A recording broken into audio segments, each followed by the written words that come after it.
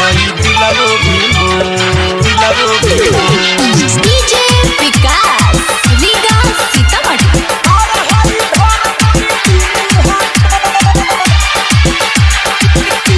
आप सुन रहे हैं अमित पटेल की आवाज में। हमर जान हई दिलवो भी धर धर धर धले तीनू हाथोर हमर जान हई दिलवो भी मोर धर हई धर बाबी तीनू हाथोर हमर जान हई दिलवो भी मोर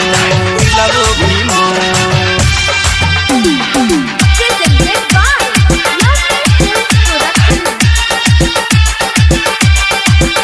Production।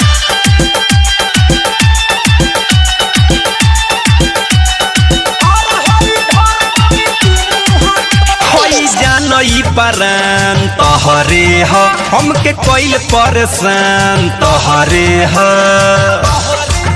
हई जानई परान तोहरे ह हमके कोइल परेशान तोहरे ह सब कुछ तोहरे ला दे देनी छोड़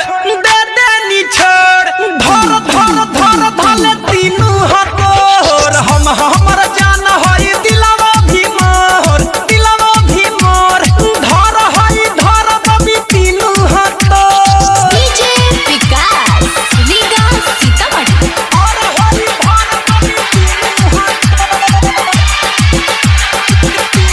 आप सुन रहे हैं अमित पटेल की आवाज में। तोहर गोरा गोरा गाल ओइसन बा लागे सेव लाल लाल जइसन बा